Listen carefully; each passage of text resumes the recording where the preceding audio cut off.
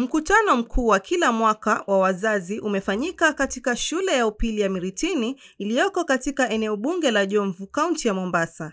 Mkutano huo umehudhuriwa na wazazi na viongozi mbalimbali wa eneo bunge la Jomvu, akiwemo mbunge wa eneo hilo la Jomvu, Mheshimiwa Badi Twalib Badi.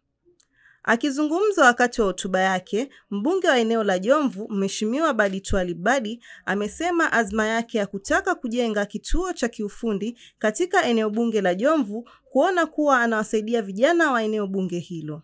Mimi hivi sasa shida yangu kubwa nilionayo,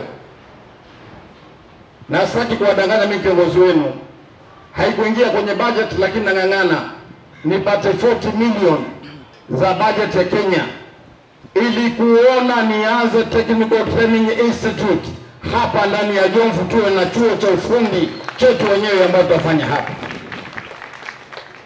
hapa hivi, na ardhi shapata na 5 acres ninapawa na Methodist Church.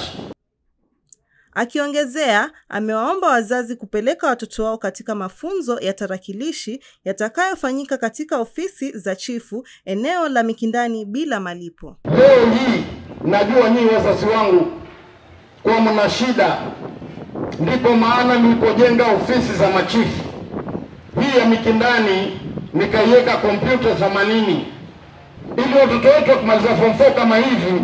Najua huna pesa zaidi za kukusukuma wewe kupeleka mtoto college, angalau nikusaidie.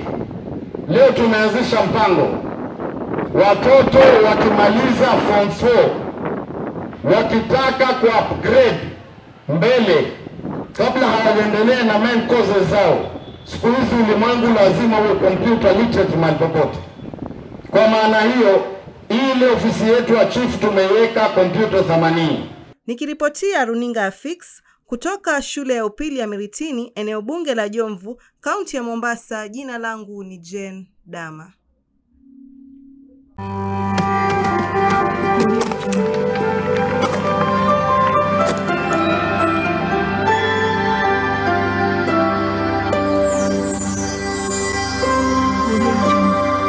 Fix TV, we can fix it.